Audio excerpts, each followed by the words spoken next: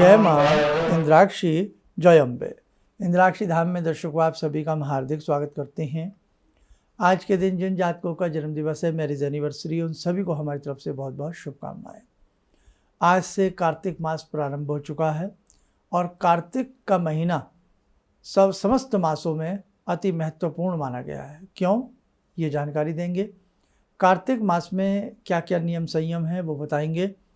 कार्तिक मास का व्रत कैसे करें वो बताएंगे। और साथ ही आपको कार्तिक महीने में जो विशेष प्रकार के तीज और त्यौहार आते हैं, उन सब तीज त्योहारों की क्या क्या तिथियां हैं, यानी कि कौन कौन सी डेट हैं, वो आप नोट कर लेना। बहुत लोगों को ये भी संदेह है कि हम करवा चौथ कब मनाएं, हम दीपावली 31 अक्टूबर की मनाएं या 1 नवंबर की मनाएं।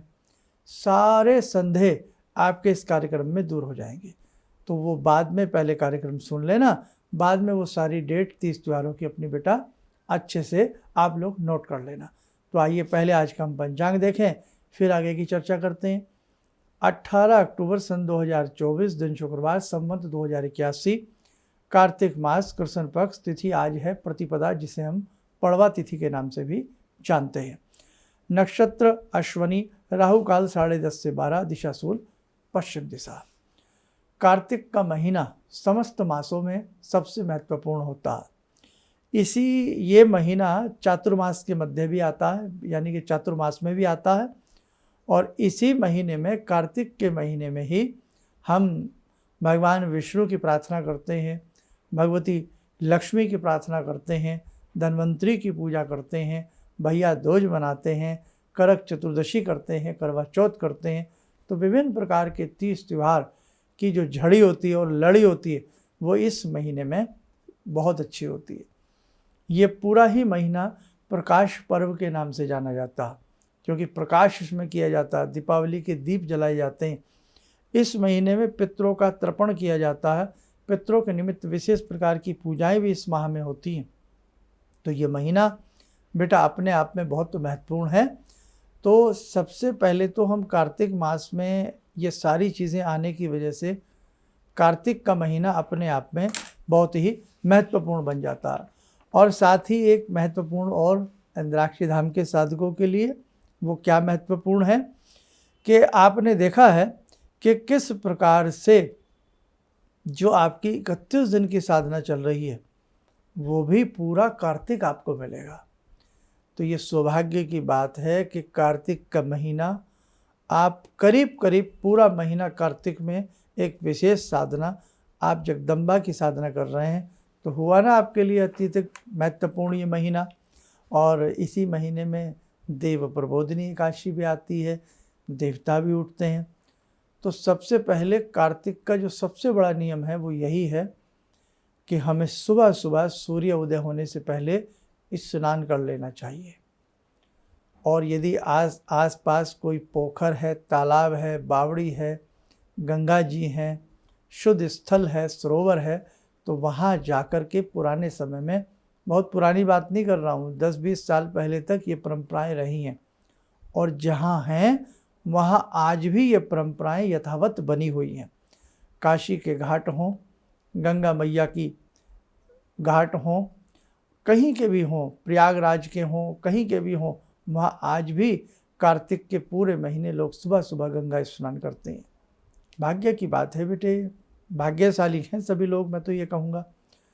तो आप भी प्रयास करें। और यहाँ तक भी हमने कुछ अपनी माताओं को देखा है कि जहाँ आसपास कोई ऐसे तीर्थ नहीं है, घाट नहीं है, पोखर नहीं है, तो वो सुबह सुबह किसी मंदिर में नियम बना लेते हैं कि सुबह सुबह मंदिर में जाकर के वो स्नान कर लेते हैं। मंदिर का स्नान भी शुभ होता। लेकिन आज वो परिस्थितियाँ थोड़ी सी पहले वाली नहीं हैं। तो उसके लिए हम ग्रस्त लोग क्या करें?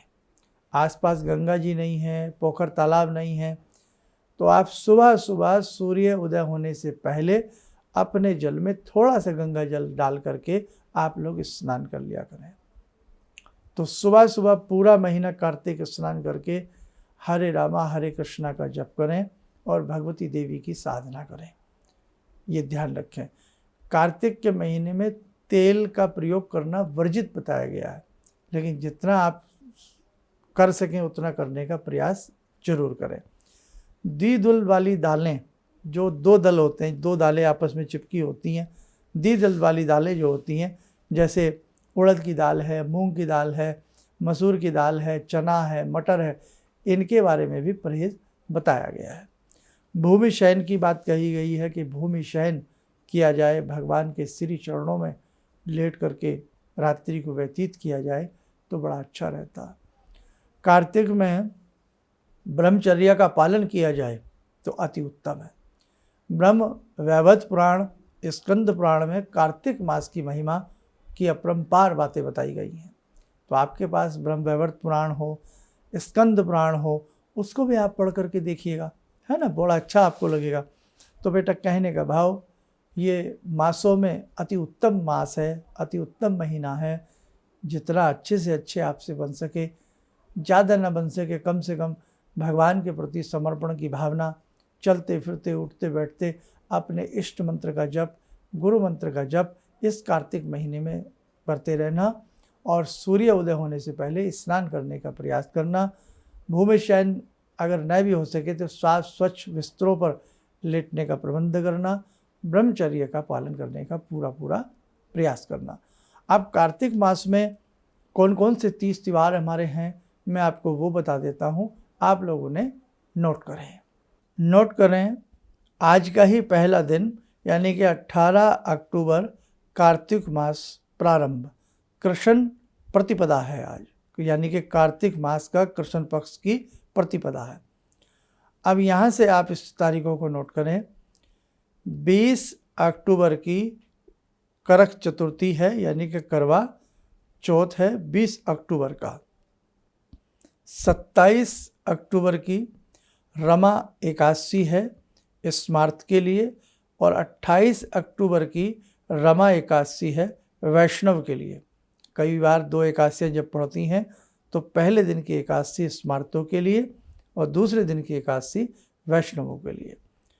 29 अक्टूबर का प्रदोष रहेगा। 30 अक्टूबर को भगवान धन्वंतरी का पूजन होगा, अर्थात धनतेरस मनाई जाएगी। 31 अक्टूबर की रूप चतुर्दशी, जिसे हम छोटी दीपावली के नाम से भी जानते हैं, वो मनाई जाएगी। 1 नवंबर को कृष्ण पक्ष की यानी कि कार्तिक कृष्ण पक्ष की अमावस्या है और उस दिन बड़ी दीपावली मनाई जाएगी। जो मुख्य दीपावली होती है, आप कंफ्यूज ना होना, वो 1 नवंबर की ही बेटा आप दीपावली मनाना। 2 नवंबर अन्नकूट, 3 नवंबर भैया दूज, ठीक है, भ्रात द्वितीया जिसे कहते हैं, यम द्वितीया भी इसे कहते हैं। 6 नवंबर लाभ पंचमी के रूप में मनाई जाएगी और 11 नवंबर को दशमी तिथि है। हमारी साधना सबकी पूर्ण हो जाएगी 31 दिन की, तो वो पूर्ण दिवस भी साधना का रहेगा। और 12 नवंबर को बहुत सुंदर दिन है, देव प्रबोधिनी एकादशी है 12 नवंबर की, और उस दिन साधना का यज्ञ भी किया जाएगा। जो साधक जो हमने साधना बताई है उससे जुड़े हैं। 13 नवंबर का प्रदोष है, 14 नवंबर का बाल दिवस है और 15 नवंबर की पूर्णिमा है। पूर्णिमा का व्रत रहेगा और गुरु नानक जयंती जी भी मनाई जाएगी। और 16 तारीख से अगला महीना यानी कि मार्गशीर्ष का महीना प्रारंभ हो जाएगा 16 नवंबर से। तो बेटा आपने सबने जाना कितनी अच्छी 30 त्यौहार हमारे इसमें हैं। दीपावली 5 दिनों का एक तीज होता है, त्यौहार होता है, जिसमें आपकी धनतेरस आती है। छोटी दीपावली को रूप चतुर्दशी भी कहते हैं। बड़ी दीपावली आ ही गई और फिर अन्नकूट और भैया दूज। तो ये 5 दिन भगवान यम के लिए यानी कि यम देवता के लिए एक दीपक जलाया जाता है। हम आपको हर साल बताते आ रहे हैं, इस साल फिर उसके बारे में अच्छे से हम आपको बताएंगे। तो क्यों ना कार्तिक का महीने का इतना बड़ा महत्व हो। हनुमान जी की पूजा इस महीने में बहुत अच्छी की जाती है। भगवान विष्णु की पूजा इस महीने में बहुत अच्छे से करनी चाहिए। और इसी महीने में महालक्ष्मी की पूजा तो आप जानते ही हैं, अमावस्या की रात्रि में भगवती लक्ष्मी का आवाहन होता है और साथ में पितरों के नाम से आकाश में आकाश दीप जलाए जाते हैं, कंडील आदि की व्यवस्था की जाती है। और इसी के साथ साथ इसी महीने में देवता उठते हैं, जिसे देव प्रबोधिनी एकादशी के नाम से जाना जाता। तो बेटा ये महीना बहुत इम्पोर्टेंट है, बहुत वीआईपी है। अच्छे से इस महीने में शुद्धता का, खान पान का, भूमि शयन का, ब्रह्मचर्य पालन का, सूर्य उदय के से पहले स्नान का, सारी बातों को बेटा अच्छे से आप लोग ध्यान रखना। बाकी समय समय पर हम आपको और बहुत सारी जानकारियाँ हम आपको प्रदान करते रहेंगे। तो आइए, समय हो चला है जगत जननी मंगल करणी भगवती जगदम्बा से जुड़ने का। हे जगत जननी, हे जगदम्बा, समस्त साधकों का आप कल्याण करें। ओम सिंदूरारुण विग्रहां त्रिनयनां माणिक्यमूले स्फुरात् स्तारानायक शेखरं स्मितमुखी भापेन वक्षोरुवां पाणिभ्यामलपूर्णरत्नचषकां रत्नोत्परां बिभ्रति सौम्यां रत्नघटस्थरक्तचरणां ध्यायेत्पराम् अम्बिकां खड्गं चक्रगदेषु चापपरिगान् शूलम्बुशुण्डिं शिरा शङ्खं संदधतीं करे स्त्रीनयनां सर्वाङ्गभूषावृतां नीलासमद्युतिमास्य पाददशकां सेवे महाकालिकां यामास्तो स्वपितैहरो कमलजो हन्तुं मधुं कैटवम् विद्युद्दामसमप्रभां मृगपते स्कन्दस्थितां भीषणां कन्या विहकरवालखेटविलसा धस्ताविरासेवितां हस्तेश्चक्रगदाशिखेटविशिखां चापं गुणं तर्जनीं विप्राणामलिलात्मिकां शशिधरां दुर्गां त्रिनेत्रां भजे। कवच बना लें, ध्यान करें, भगवती का शुभ आशीष हम सबके ऊपर बरस रहा है।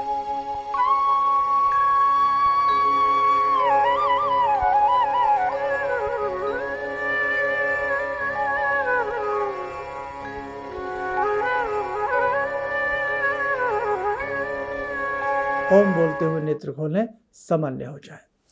और एक और ख़ास बात बता दें जिन्होंने अब तक ना सुनी हो, जो साधक 31 दिन की साधना कर रहे हैं उन साधकों के लिए हमने दोबारा से वो 1008 नाम भगवती के सिंगल आवाज़ में, अकेली आवाज़ में, थोड़ा स्लो मोशन में डलवाए हैं। तो जिन्हें वो नाम पढ़ने में दिक्कत आ रही हो वो दोबारा से, अभी कल परसों ही वो हमने अंक डाला है, उसे आप ध्यान से सुन लें और उन नामों को पढ़ने का अच्छे तरीके से, शुद्ध तरीके से भाव बिठा करके उन्हें करने का प्रयास करें। जगत जननी की सेवा, जगत जननी की साधना, जगत जननी की पूजा कभी बेटा निष्फल नहीं जाती। आपकी जो भी कामना है वो जगदम्बा की कृपा से पूर्ण होगी। बस अच्छे मन से, अच्छे तन से, शुद्ध मन तन से भगवती की इस आराधना में बेटे लगे रहना, आपके कार्य जरूर सिद्ध होंगे। और आने वाले समय में और बहुत सारी चीज़ें हैं जो आपको इंद्राक्षी धाम की तरफ से बताई जाएंगी, भेजी जाएंगी। बस आप यूं ही प्रेम पूर्वक हमारे तीनों प्लेटफॉर्म से जुड़े रहिएगा। चलिए, आप सब लोग स्वस्थ रहें, सुखी रहें। इन्हीं शुभकामनाओं के साथ हम अपनी वाणी को विराम देते हैं। जय जय अम्बे। शर्मा जी से करीब 5 साल से जुड़ा हूँ और उनके मार्गदर्शन पे मेरा परिवार और हम चल रहे हैं। चारों बेटा बिटिया हम लोग भी दिल्ली गए थे। उसके बाद जितने भी शिविर होते हैं उस प्रोग्राम हम लोग अटेंड करते हैं और शर्मा जी के साथ हम लोग जुड़े हैं और उनके मार्गदर्शन पे हम लोग चल रहे हैं। और मेरी यही आप सब लोग से अपेक्षा है, सबसे उम्मीद है कि सब लोग इन्हीं से जुड़े और सही इस कार्यक्रम को बढ़ाएं और इन्हीं के मार्गदर्शन चले। किसी भी समस्या के समाधान के लिए मिले प्रसिद्ध हस्तरेखा एवं वास्तु विशेषज्ञ प्रोफेसर धर्मेंद्र शर्मा जी से। नोट: शिविर में भाग लेने हेतु एवं व्यक्तिगत रूप से मिलने के लिए कॉल करने का समय सुबह 10 बजे से शाम 6 बजे तक। हमारे विभिन्न ज्ञानवर्धक कार्यक्रम देखने के लिए आप हमें अभी सब्सक्राइब करें, बेल आइकन को प्रेस करें ताकि आप देख सकें हमारा कार्यक्रम सबसे पहले। और अधिक जानकारी के लिए फेसबुक पेज को लाइक करना न भूलें।